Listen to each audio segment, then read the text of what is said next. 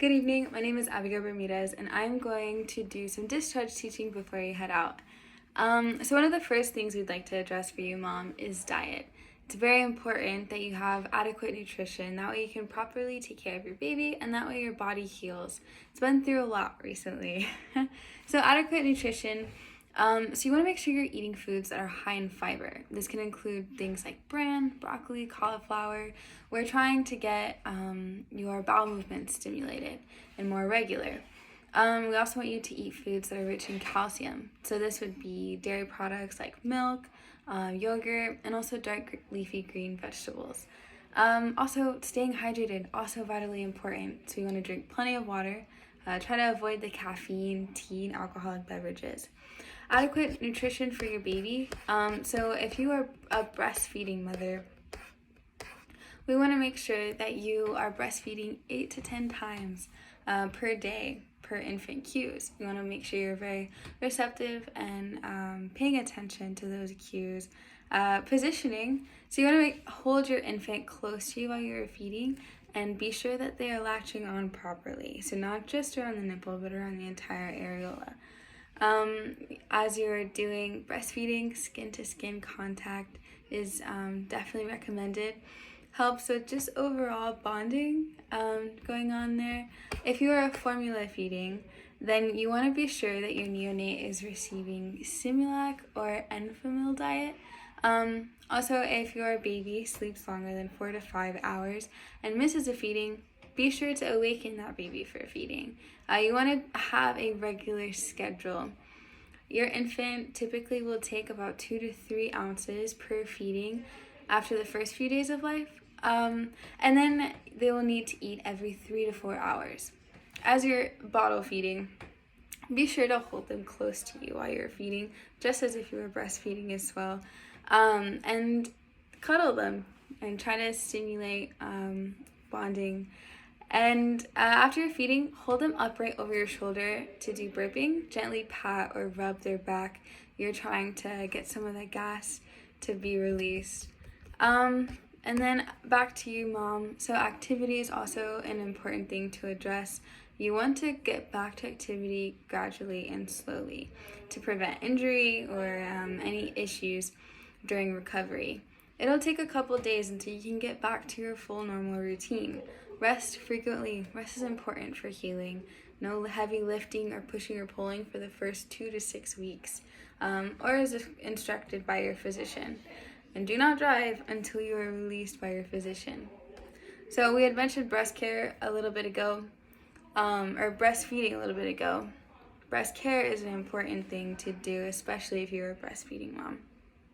Your breast may have undergone quite a few changes throughout this experience of new motherhood. So they may have grown in size during your pregnancy. Wearing a well-fitted bra will help with support and comfort overall, especially as your body is adjusting to these new changes. Wear breast pads that will help with leaking, and until it stops leaking. Leakage can occur for several weeks to months, so breast pads will definitely be beneficial. You can also apply ice packs in between feedings to ease discomfort and help with that too. If you are not breastfeeding and you want to stop the flow of breast milk, wear a well-fitted supportive bra for at least 3 to 4 days following delivery. Refrain from stimulating any of the breasts or nipples. We're trying to get the idea across that there will be no breastfeeding, so your body will stop producing the breast milk. You can also apply cold compresses in the form of frozen wet towels, cold packs, or ice packs. You want to do this just 15 minutes at a time, though, on the hour, every hour is needed, to prevent tissue injury. So you don't want to keep it on there for too long. It can cause issues.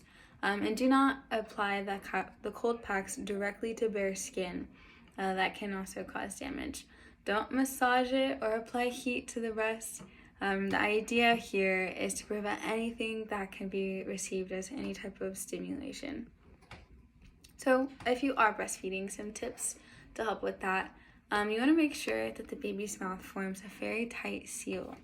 The lips should be against the areola, like I said earlier, not just the nipple. And if they're sucking incorrectly, you can just slide a finger in between your baby's lips and their breast to break the suction gently and then reposition to try again. Nurse as long as your baby wants. So usually this is between the time frame of 10 to 30 minutes. At first, they'll probably want to nurse many times within the 24-hour period, just probably not for very long each time. It's important for the health of your breast to have your infant feed from both, so alternate each feeding and every feeding. Good signs of nursing, so you want to be sure that you're hearing the baby swallow as you go without a clicking sound. Seeing movement above the baby's ears, like wiggly, and not seeing any dimples in their cheeks. So that way you can tell that there's good suction going, they're drinking the milk, good flow, no issues there. And as that's going on, you might feel a gentle tug at the nipple. There should not be any pain after the first few minutes. If you do feel pain, it's probably an incorrect position or latch, and you'll need to reposition.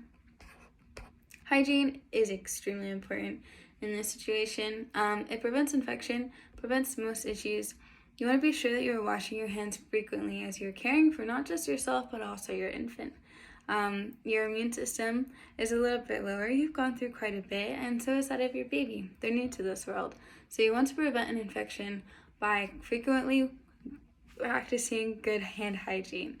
So always wipe front to back after toileting, wash hands after toileting, keep your environment sanitized and clean.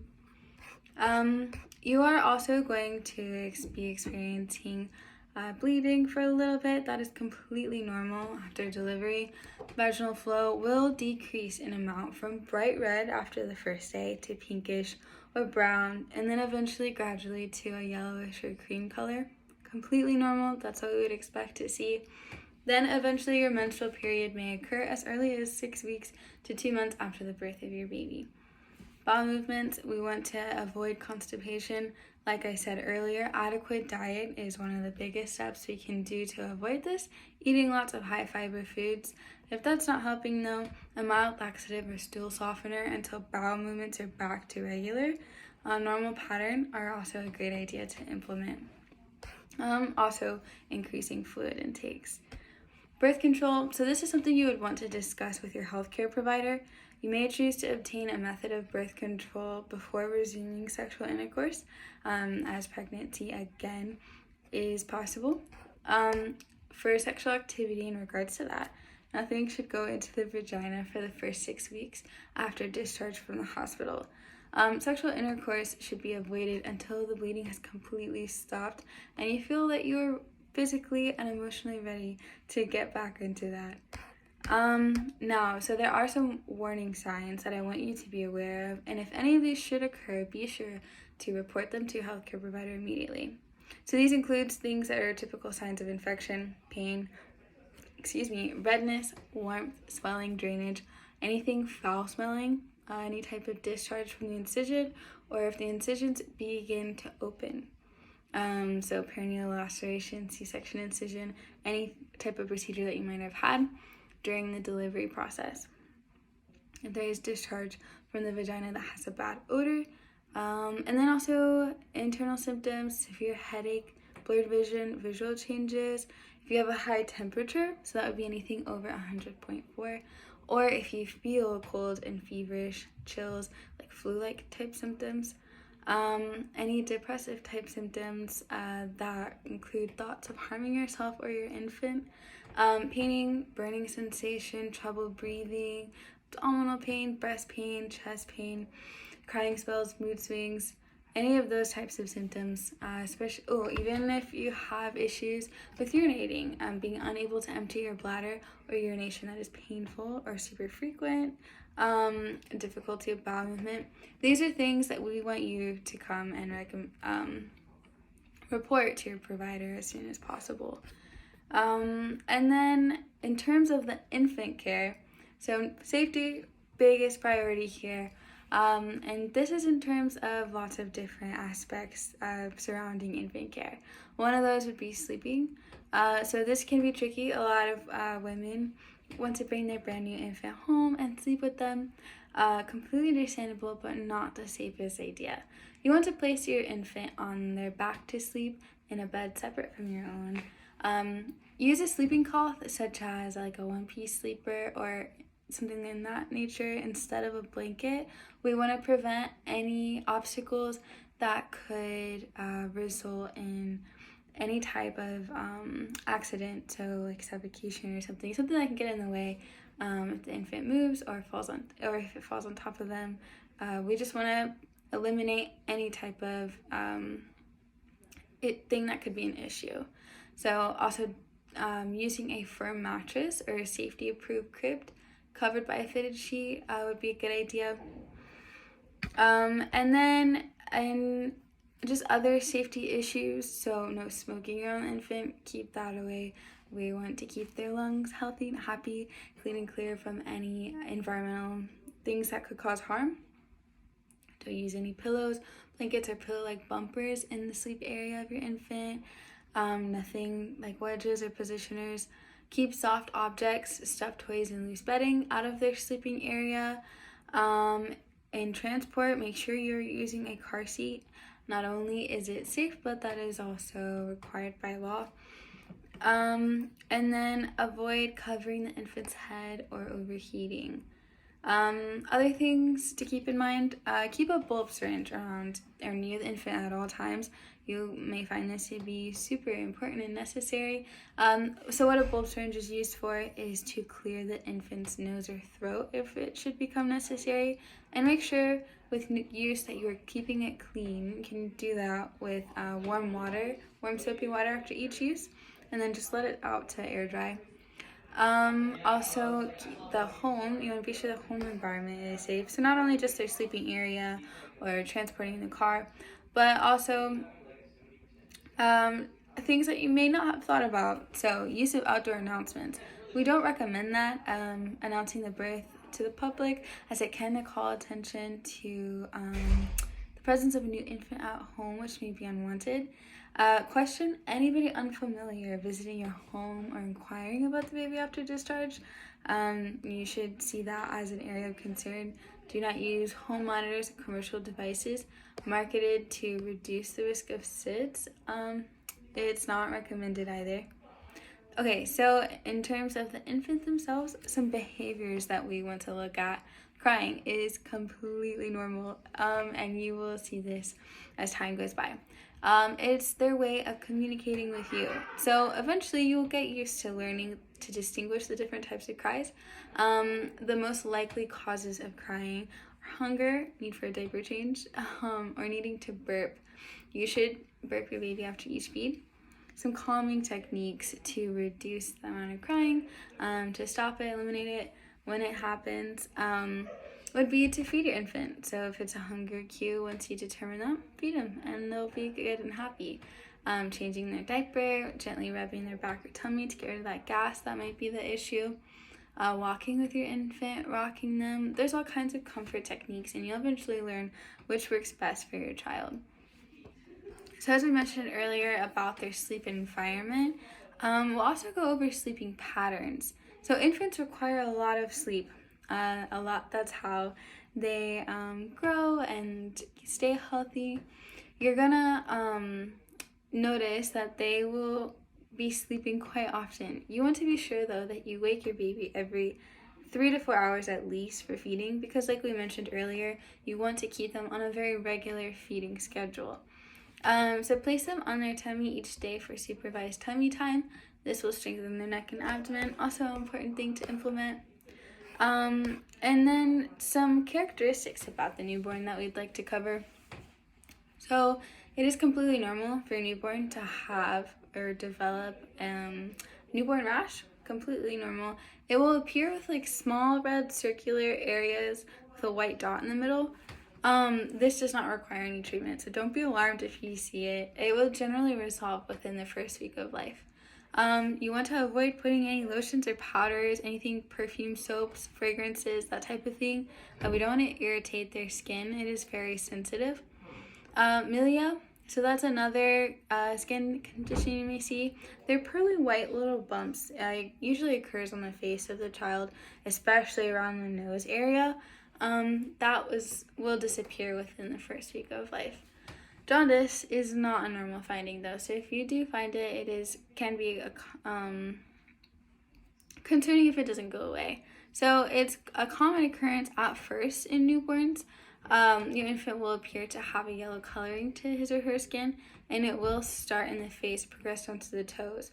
But if they appear more yellow in the next 24 hours, you do need to call your healthcare provider immediately, as that is not normal. So infant care, some things to be aware of and to know. So with bathing, another safety issue, you want to be sure that you are very cautious with your infant around water.